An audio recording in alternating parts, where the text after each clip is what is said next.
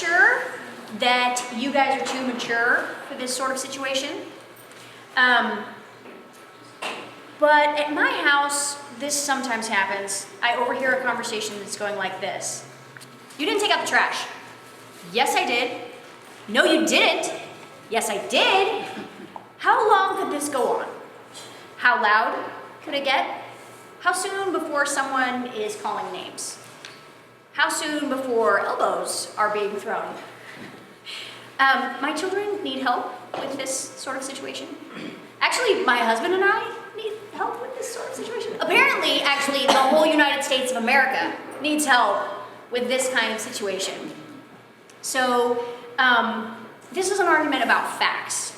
Right now, the citizens of the United States are struggling to agree on the facts of many things. And people are getting loud, and they're calling names, and people are even not playing by the rules, or they're rewriting the rules to make their team have an advantage. We even have to have names for all these different sorts of nonsense. Like gerrymandering is the practice of drawing the lines of a district in a way that gives one team an advantage over the other. And it's not new. This is a cartoon from 1812. So I want to just say in advance that I'm sorry for the political situation that you're inheriting from us. The grown-ups have not been doing a great job. And parts of my talk tonight might make you sad or angry. But I hope that some parts will also help you take action and have hope and know how to participate in our political processes. And maybe you can teach the grown-ups who really should know better. So during this talk, I am not going to pick a side or endorse a party or any candidates.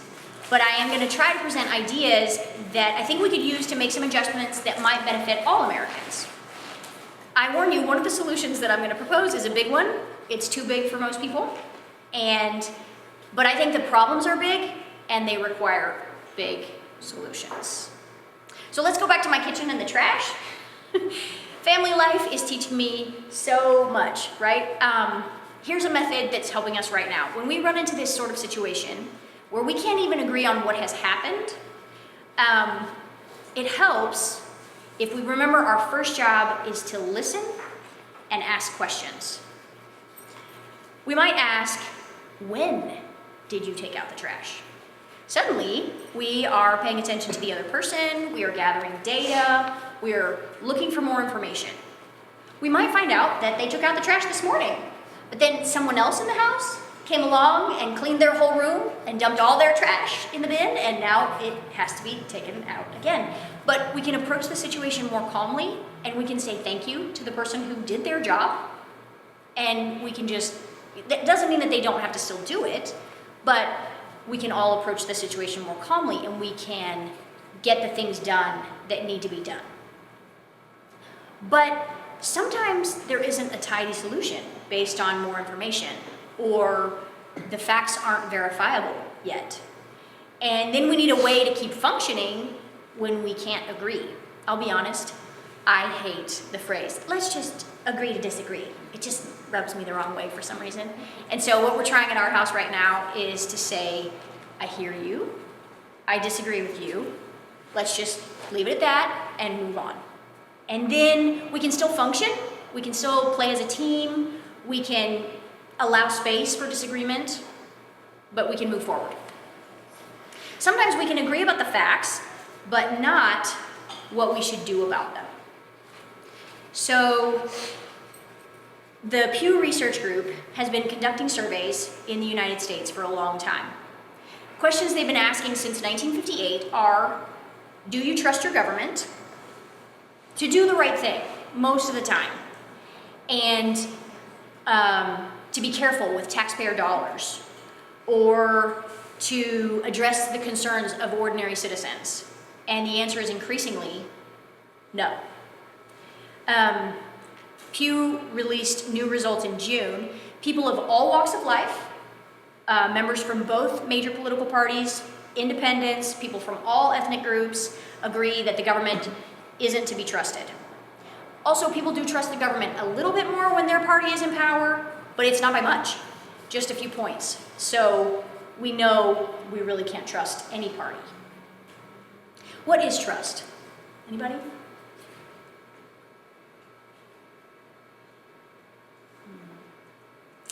So, faith in something. Faith in something? Good. Very good. Anything else? Confidence, reliance, excellent synonyms. Very good.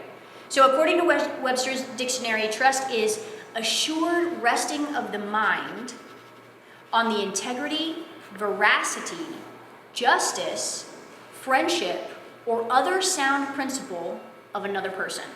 And it's also called confidence or reliance, faith. Very good. So trust takes time to nurture, and it can be lost or broken in a moment. Or it can wither under unfavorable circumstances. Trust can also be rebuilt, sometimes with better safeguards than what led to the breach in the first place. If my son gets home later than we agreed, but then he explains that he had a flat and I can see that he changed it, then my trust is restored and we can make plans for the next emergency. It's a totally different situation than if there's no explanation. So trust ought to be based on knowledge.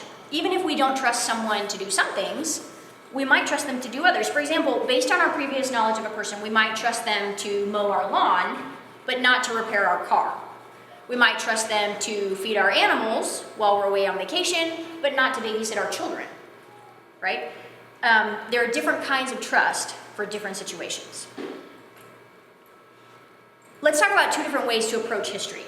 There's this one way that tends to idolize the people of the past and say, wow, Queen Esther or Alexander the Great or Michelangelo, whomever we're studying, was so great and we should all try to be like them. And this isn't a terrible way to do history, but there is a problem.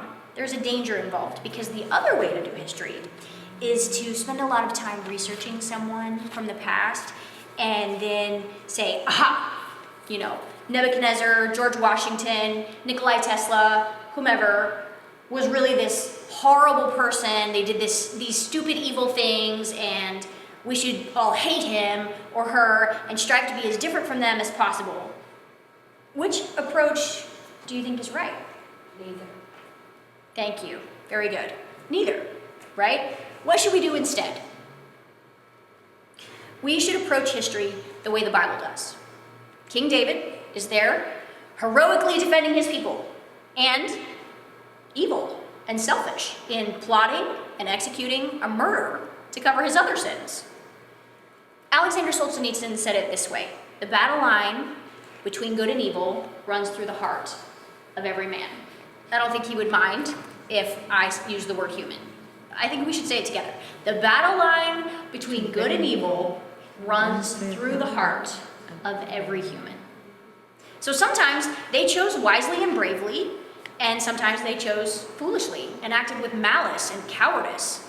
That's how people were in the past, and guess what? That's how people are now. Ronald Reagan said, trust, but verify. We trust, but we must not trust blindly. When kings, tyrants, or oligarchs have broken the people's trust throughout the ages, it has led to revolution.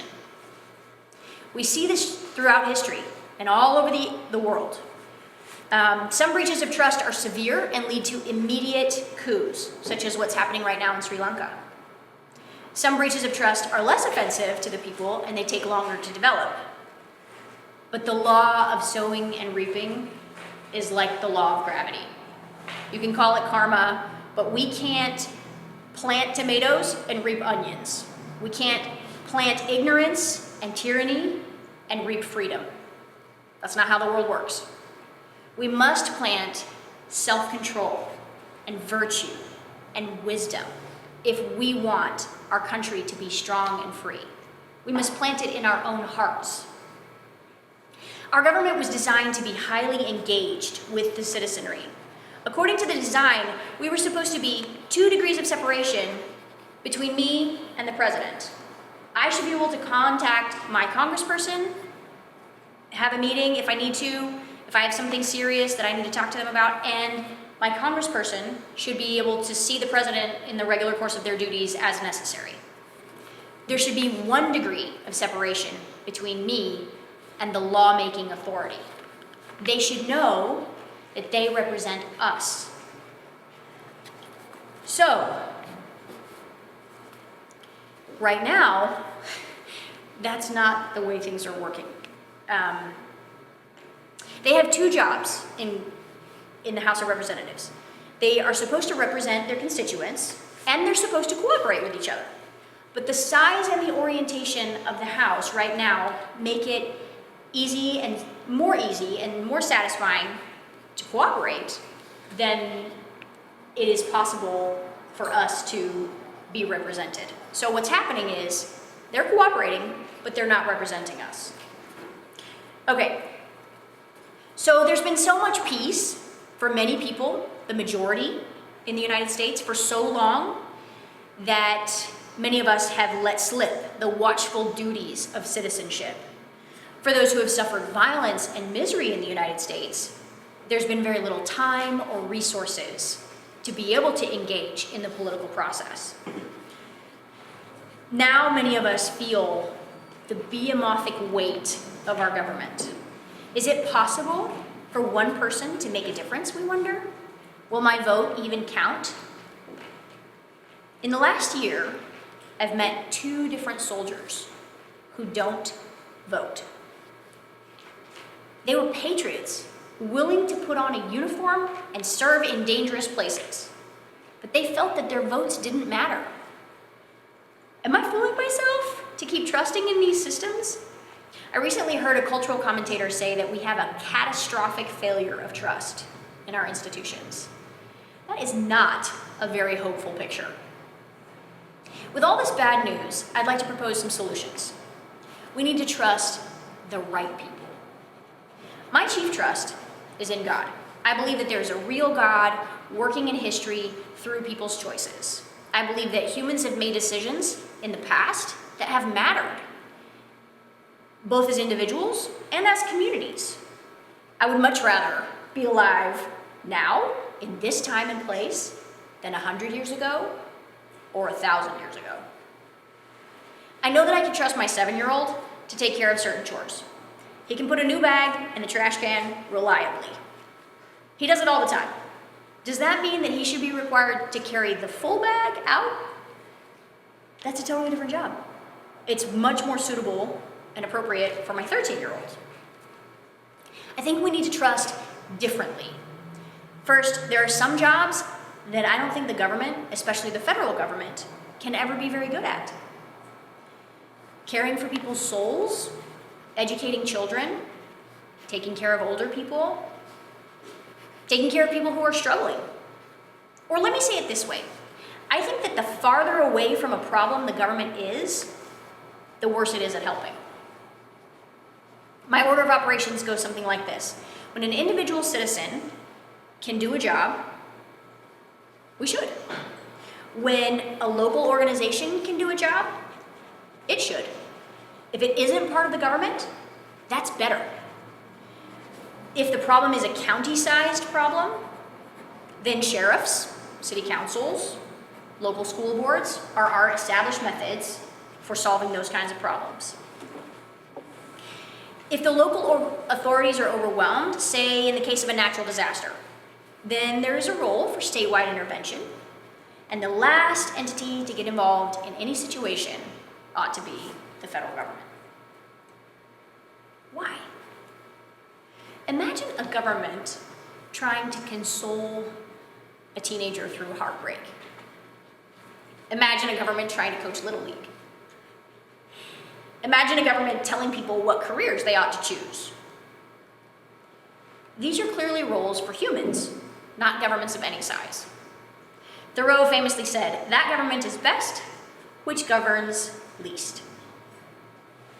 Parents, mentors, friends, church members, grandparents, and neighbors are just better at these jobs. But what about other jobs? Jobs that we're now accustomed to relying on the federal government to do? weren't always so. 100 years ago, there was no federal Department of Education. There was no Social Security, and there was no federal welfare system. States, localities, and communities provided for these needs themselves. It's true that some localities did better at taking care of their elders and educating their young people than others did. But that's still true, even though a much larger government is in charge of the process now. The AP NRC did a different poll asking Americans whether they think the country's on the right track, and the overwhelming answer is no. Over 85% feel that we're headed the wrong way. But we also disagree about what would get us on the right path. Some feel the government is too involved in too many areas, and others feel that the government doesn't do enough. How can we move forward in two different directions? I believe that the best way to solve this conundrum is to get more people directly involved. If more citizens are able to meet together, listen to one another, and work together to write laws, maybe we could work it out. But people are reluctant to spend time and energy on things that they think are a waste of time, things that they think are hopeless. It becomes a vicious cycle. People don't get involved because they think it's not going to work. And then things get worse because citizens are not paying attention. So there are many reforms that have been proposed. Using AI to set rules to end gerrymandering, using open primaries to end the two major parties' extremism and duopoly, using multi-member districts, which some states already do. I've looked into many reform proposals. I love to think about future possibilities, but some futures are better than others. And it takes a long time to educate enough people and have people think about big changes. I don't know if y'all know this, but the current Texas Constitution was written in 1876. And in 1974, a lot of really smart people spent a lot of time to write a new constitution for Texas. They felt strongly that it needed to be updated. Well, what they didn't do a very good job of was educating the average Texan on what was in that constitution and how it would benefit, how it would make things better. And so when the time came to vote on it, most Texans voted no. They'd rather keep the old one than investigate the new one. But changes are necessary from time to time. The questions are, who will decide the changes and how will they decide them? In Article 3 of the Constitution, the founders laid out for us the minimum threshold for how many people would be in each district. They set it at 30,000. What they failed to do was to set a maximum size. When the states were in the process of ratifying the Constitution, they considered 12 amendments. 10 of them were ratified and became our Bill of Rights. The first two, were not. Later, the original Second Amendment was ratified as the 27th Amendment after someone told a college kid he couldn't get it ratified. That's another story for another day. The original First Amendment set the limit to increase the size of districts from 30,000 to 40,000 and then to 50,000. But it was never ratified. As the founding generation died, district sizes increased and then kept on increasing. The founders designed a mechanism that was supposed to grow the legislature alongside our population. The House was supposed to grow with us, while the Senate was supposed to stay the same. Every 10 years, we take a census. And every 10 years, the House used to grow, even though the districts were much larger than the original design. Until 1929. That's when Congress decided that their job was too hard. There had been a population boom. There was a lot of immigration. The cities were growing. And the fighting about how they were going to apportion the seats was nasty. It was ugly. And so they decided they couldn't agree on how to add seats, so they decided not to. Now, would your mom let you get away with that kind of nonsense? Could you just like skip out on your chores if you decided it was too hard? No. The Permanent Reapportionment Act has done serious damage to our trust in our government. For the past 93 years, our population has kept growing, but the House has not. So every year, every decade since 1929, average citizens have had less and less and less influence over the legislative branch. I don't think it's a coincidence that since then, the government has grown by thousands of jobs, but that it's grown in other agencies that don't report to us. We need a government big enough to do its job correctly, but it needs to report to us, not to lobbyists or to powerful puppeteers behind the scenes. Increasing the size of a house is an idea whose time has come. I don't know if it'll be in my lifetime or not, but I have seen articles calling for it in several places. People from all parts of the political spectrum can agree that change is necessary. However, some want to use different methods. There are some who just want to add 100 seats and cap it at 535 seats. There are others who want to use the cube root rule. So for 331 million Americans, the size of the House would be 691 seats. That would help. But I still think it favors the rich, the powerful, the government, entrenched interests. If any of those proposals were on my ballot in November, I'd vote for it. Just because we've been stuck for so long, and I think it would get people talking, it would educate more people to think about what we really need. But after looking at all the options of all the reforms I've seen proposed, the one that's my favorite, the one that I like the best, that makes the most sense to me, and I think does the most for the most people, is the one proposed in 1789 by the founders themselves. I think it honors our history. It would make the size of the House today 6,620 seats. I realize that that sounds crazy, but the really crazy thing is that we should have grown into that number gradually over the last 240 years. In an alternate universe, that could have been totally normal for us. It's like I have a hammer in my hand, and now everything looks like a nail, right? I see gerrymandered districts, and I think, oh, with smaller districts, the whole motivation for, getting it stacked or packed or cracked disappears, and we could easily eliminate it.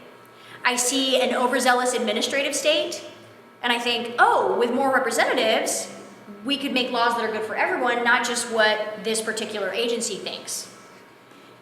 I see young people protesting in the streets, and I think some of those would make really passionate representatives, and finally the voices of their communities would be heard. I see the Supreme Court making controversial decisions, and I think if the legislative branch were big enough to do its job, maybe this wouldn't happen. I see the insane spending, and I think, well, if enough normal people were in Congress who have to live within a budget, maybe our government could learn to live within a budget also.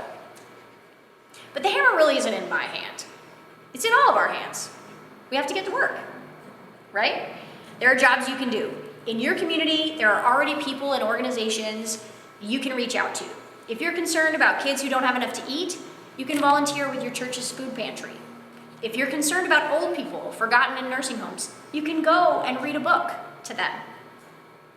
If you're concerned that your country is not going the way you want it to, you can look up the information for contacting your state legislator and write them a letter or call them on the phone. I even have letters here for you to sign about the original First Amendment if you think that's worth it.